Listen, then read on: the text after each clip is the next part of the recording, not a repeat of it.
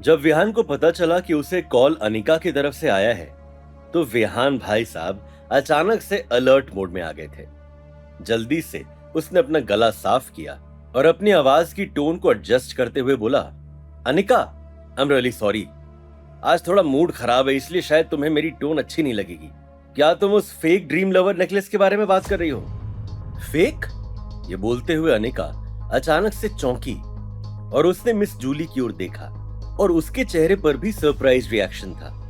ये कैसे हो सकता है? भला अनिका और मिस जूली से गलती कैसे हो सकती है? जिस नेकलेस को अभी अनिका ने पहना हुआ है वो असली ड्रीम लवर नेकलेस ही है, तो फिर विहान उसे फेक क्यों बोल रहा है? दोनों में से किसी को कुछ समझ नहीं आ रहा था। फोन के दूसरी तरफ विहान ने लंबी सांस लेते हुए कहा, हाँ, तुम्हें याद नहीं, मैंने तुम्हें फेक ड्रीम लवर नेकलेस ही तो दिया था। तुम्हारे पति को भी वो पसंद नहीं आया था, लेकिन तुमने कहा कि तुम उसे अपनी अलमारी में रखोगी। क्या हुआ? तुम्हें वैसा एक और चाहिए? ठीक है, मैं अरेंज करवा सकता हूं। कब चाहिए बताओ? विहान की बात सुनकर अनिका के दिमाग में खलबली मच गई। उसे सारा खेल समझ आ गया था, लेकिन उसे अब यह समझ में नहीं आ रहा था कि अगर वो real dream lover necklace Vihaan ने नहीं दिया है, तो फिर उसे ऐसा तोहफा कौन दे सकता है? अनिका चाहे दिमाग के सारे घोड़े दौड़ा ले, लेकिन उसके बाद भी उसे यह समझ नहीं आ रहा था कि कौन है वो इंसान जो उसके लिए 10 करोड़ रुपए से भी ज्यादा की अमाउंट का खर्चा करेगा और उसे ये नेकलेस देगा। विहान का कॉल डिस्कनेक्ट करने के बाद अनिका पूरी तरह से डिसअपॉइंटेड थी और अपने चेहरे पर मासूमियत लाते हुए उसने मिस जूली से कहा, I am really very sorry miss Julie, मुझे भी नहीं पता ये नेकलेस मुझे किसने दिया है। मिस जूली ने गहरी सांस ली और हाथ हिलाते हुए बोली, कोई बात नहीं अनिका, मुझे तो लगता है मेरी किस्मत में ड्रीम लवर नेकलेस लिखा ही नहीं है। ये बोलते हुए मिस जूली के चेहरे पर उदासी भरी मुस्कान आ गई थी। इन दोनों ही औरतों के इमोशंस काफी कॉम्प्लिकेटेड थे, लेकिन उसके बाद भी दोनों साथ में बैठी थी। बैंक्वेट शुरू हो गया था और सब अपनी अपनी प्लेट्स लेकर अपने ख्यालों में खाना खाना शुरू कर चुके थे।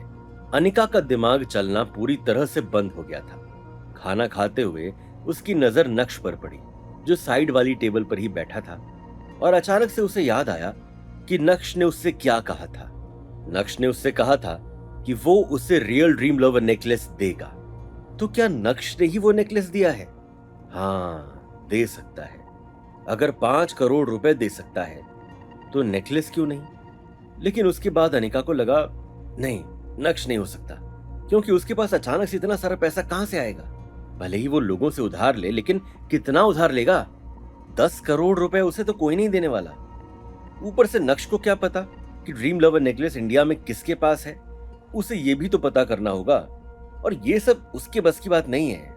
भले ही अनिका के दिमाग में इतना सब कुछ चल रहा था, लेकिन वो इस पॉइंट पर भी पहुंच गई कि उसे ये रियल ड्रीम लवर नेकलेस नक्श ने नहीं दिया है। नक्श ने जल्दी जल्दी अपनी प्लेट साफ की और अब उसका पेट भी पूरी तरह से भर गया था। मुंह पोंछने के लिए जब नक्श ने नैपकिन उठाया तो अचानक से उसकी नजर मिस जूली पर पड़ी, जो अनिका के साथ ही बैठी थी। मिस जूली को देखकर अचानक से नक्श को याद आया कि वो उसे जानी पहचानी क्यों लग रही थी। नक्श के सीईओ बनने के बाद उसे देसाई परिवार से भी पार्टनरशिप करने का इनविटेशन मिला था। नक्श की सेक्रेटरी नंदिता ने जो देसाई परिवार की इंफॉर्मेशन दी, उसमें मिस जूली की एक तस्वीर भी थी। उस तस्वीर में मिस जूली काफी इंटरेस्टिंग लग रही थी।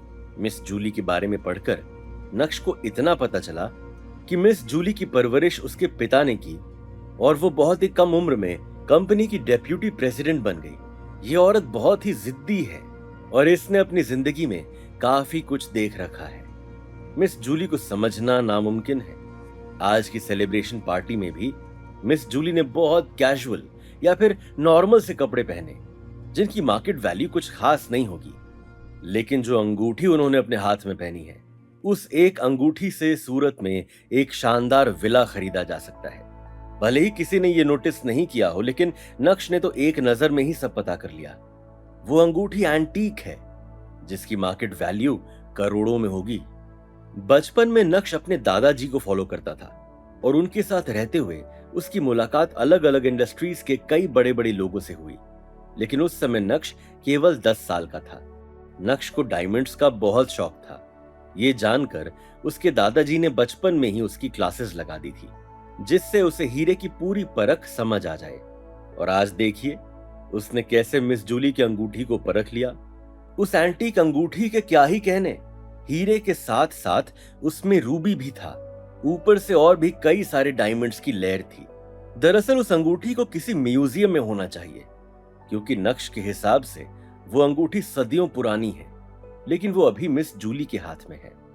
अभी नक्श ये सोच ही रहा था कि क्यों ना वो अनिका को ऐसी ही एक अंगूठी तोहफे में दे, कि तभी अचानक से कल्याणी अपनी कुर्सी से उठी और उनके कदम स्टेज की तरफ बढ़ने लगे थे।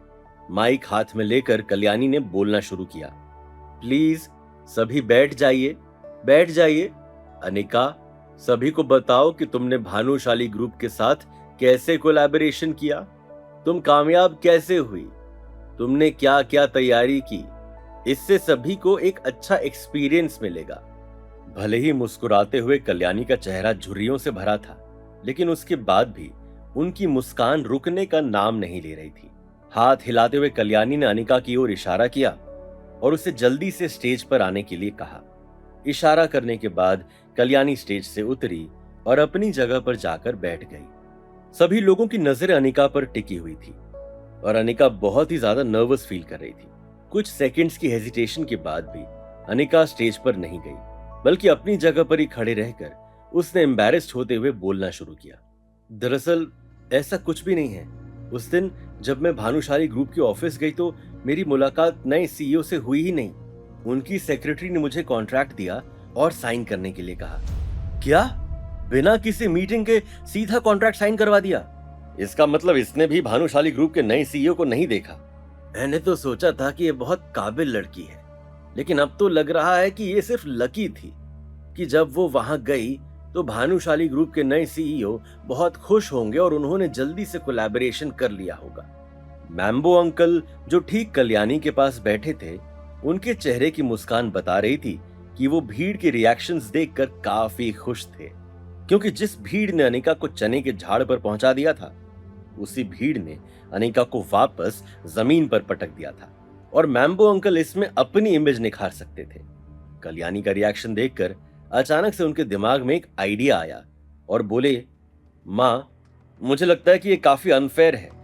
जब मैं पहले भानुशाली ग्रुप के ऑफिस गया तो शायद नए सीईओ का मूड अच्छा नहीं होगा और इसी वजह से उन्होंने किसी को भेजकर मुझे वहां से जाने के लिए कहा। इस बार जब अनिका गई तो उस नए सीईओ को लगा होगा कि जावेरी खानदान कितना सिंसियर है, उसे कोऑपरेट करना चाहिए, और इसी वजह से उसने कॉन्ट्रैक्ट साइन कर दिया। मैम्बो अंकल ने नफरत भरी नजरों से अनिका की ओर देखा और अपनी आवाज ऊंची करते हुए कहा, मुझे लगता है कि अगर जावेरी खानदान में से अनिका की जगह पर कोई और भी जाता तो उसे भी इतनी ही आसानी से कॉन्ट्रैक्ट मिल गया होता। अनिका को मैम्बो अंकल की ये बात बिल्कुल भी पसंद नहीं आई। गुस्से से अनिका तिलमिला उठी, लेकिन उसके मुंह से एक शब्द भी बाहर नहीं आया। कल्याणी को तो शुरू से ही मैम्बो अंकल पसंद थे। अपने बेटे की बात को वो बहुत गौर से सुनती थी। मैम्बो अंकल की बात सुनकर कल्याणी ने कुछ देर सोचा और फिर बोली, नवीन सही कह रहा है अनिका, तुम्हें भानुशाली ग्रुप का ये कॉन्ट्रैक्ट बहुत आसानी से मिल गया, क्योंकि इसके पीछे नवीन के भी बहुत सारे एफर्ट्स थे। सबसे पहले तो नवीन ही वहां गया था, तो नवीन ने तो अपना और जावेरी खानदान का परचम पहले ही लहरा दिया था। ये सब सिर्फ तुम्हारी वजह से नहीं हुआ है, इसमें नवीन की भी मेहनत है, इसलिए आधा क्रेडिट तुम्हें अपने चाचा को देना होगा। भले ही अनिका को कल्याणी की बात पसंद नहीं आई और वो कल्याणी की बात से सहमत भी नहीं थी, पर लड़ाई करने की उसमें हिम्मत नहीं थी। लेकिन ये क्या, इससे तो अनिका ने ही अपने चाचा को क्रेडिट देने में मदद कर दी। अगर कंपेयर किया जाए तो काम खराब करने के बाद भी मैम्बो अंकल को नाम मिल गया और वो इससे काफी ज्यादा खुश थे। जावेरी खानदान के लिए मुझे जो भी कुछ करना पड़ेगा, मैं उसके लिए पूरी तरह से तैयार हूँ। ओ हाँ, एक बात और, मैंने सुना है कि कुछ दिन पहले ही भानुशाली ग्रुप ने शिवानी नाम की एक नई आर्टिस्ट के साथ कॉन्ट्रैक्ट साइन किया है। मैं उस आर्टिस्ट के लिए फाइट करूंगा और जावेरी खानदान को उस आर्टिस्ट की सस्ती से सस्ती डील ला कर दूंगा। पूरा नेगोशिएशन मेरा होगा और जल्द ही वो आर्टिस्ट हमारा एक ऐड करेगी। इसकी पूरी जिम्मेदारी मेरी होगी। क्यों, आप लोगों का क्या ख्याल है? बैठे बैठे मैम्बो अंकल ने छक्का मार दिया था और अनिका बस देखती रह गई। अब जब जावेरी खानदान और भानुशाली ग्रुप के बीच बेसिक पार्टनरशिप हो गई है, तो नए आर्टिस्ट के साथ पैकेजिंग कॉन्ट्रैक्ट करना इनके लिए बहुत आसान भी है और सस्ते का सौदा भी। मैम्बो अंकल बहुत अच्छे से जानते थे कि ये उनके लिए एक अच्छी अपॉर्चुनिटी है। अगर वो शिवानी का पैकेजिंग कॉन्ट्रैक्ट लाकर कल्याणी को देते हैं तो कल्याणी उनसे और भी ज्यादा खुश हो जाएगी और उसके बाद शायद कल्याणी की 60% प्रॉपर्टीज का वारिस सिर्फ और सिर्फ मैम्बो ही होगा। जब कल्याणी ने देखा कि उनका बेटा इस उम्र में भी इतनी मेहनत कर रहा है तो भला वो चुप कैसे बैठ सकती थी। नवीन, तुम बहुत मेहनती और सूझबूझ वाले इंसान हो। तुम्हें बहुत अच्छे से पता है कि जावेरी खानदान में कंट्रीब्यूट कैसे करना है। मैं देख चुकी हूं कि तुम क्या कर सकते हो, इसलिए आगे की सारी जिम्मेदारी मैं तुम्हें देती हूं। मुझे पूरी उम्मीद है कि तुम अच्छे से भी अच्छा करोगे और मुझे खुश करोगे। ये बोलते हुए कल्याणी ने अपने बेटे नवीन को गले से लगा लिया था। कल्याणी की बात सुनकर अनिका का चेहरा फीका पड़ गया था। वो काफी अनकंफर्टेबल फील कर रही थी। जब अनिका ने अपनी मां चित्रा को देखा तो चित्रा की नजर भी अनिका पर ही थी। चित्रा ने इशारों इशारों में अनिका को शांत रहने के लिए कहा। इसके अलावा चित्रा भी कुछ नहीं कर सकती थी। किसने कहा कल्याणी को मैम्बो अंकल को इतना प्यार करने के लिए? अब जब उन्होंने सारा मैटर मैम्बो अंकल के हाथ में रख दिया है तो हम बाकी के लोग अब क्या करें? कुछ ऐसे ही ख्याल अब अनिका के मन में नाचने लगे थे। आज की सेलिब्रेशन पार्टी सिर्फ और सिर्फ अनिका के लिए ही रखी थी, क्योंकि कुछ समय पहले तक तो वो ही हकदार थी। लेकिन अब देखिए क्या हुआ। मैम्बो अंकल ने अपने मुंह से कुछ शब्द क्या कह दिए। अनिका के क्रेडिट के साथ साथ अब इस सेलिब्रेशन पार्टी में वो मेन कैरेक्टर बन गए थे। भले ही अनिका को ये सब बिल्कुल भी अच्छा नहीं लग रहा था, लेकिन उसके चेहरे पर कोई रिएक्शंस नहीं थे, क्योंकि उसे भी बहुत अच्छे से पता था कि कल्याणी को वो बिल्कुल भी पसंद नहीं है। उसके बोलने ना बोलने से कुछ होने वाला नहीं है, इसलिए चुप रहने में ही समझदारी है। आज की पार्टी मेरी तरफ से है। जिसको जो खाना है पीना है सब कुछ अलाउड है। आज हम सब दिल खोल कर नाचेंगे। जावेरी खानदान ने अपना गोल अचीव किया है। मैम्बो अंकल इतना ज्यादा खुश नजर आ रहे थे कि उन्होंने आज की पार्टी का सारा खर्चा भी उठा लिया था। जैसे ही वो अपनी कुर्सी पर बैठे वैसे ही उन्होंने वेटर से कहा, वेटर, मुझे हर टेबल पर सबसे बढ़िया क्वालिटी और सबसे एक्सपेंसिव वाइन चाहिए। जाओ जल्दी करो। वैसे तो गुजरात एक ड्राई स्टेट है, लेकिन आपको पता होगा कि सबसे ज्यादा शराब भी यहीं बिकती है और बड़ी बड़ी पार्टीज में ऐसे बड़े बड़े नखरे तो होते ही रहते हैं। अब क्या होगा? क्या इस पार्टी में अभी भी जान बाकी है या और कोई नया हंगामा देखने को मिलेगा? कल्याणी के डिसीजन के बाद नक्श किस तरह से जावेरी खानदान के मजे लेगा? क्या नक्श जावेरी खानदान से सारी डीलिंग्स कैंसिल कर देगा, या फिर नक्श जब जब अनिका ऑफिस आएगी तभी जावेरी खानदान का काम करेगा? कैसे नक्श अनिका को फिर से ऊपर उठाएगा? जानने के लिए देखिए अगला एपिसोड सिर्फ पॉकेट एफएम के यूट्यूब चैनल पर, और इंस्टा एम्पायर के सारे एपिसोड सुनने के लिए डिस्क्रिप्शन में दी गई लिंक से डाउनलोड कीजिए पॉकेट एफएम ऐप।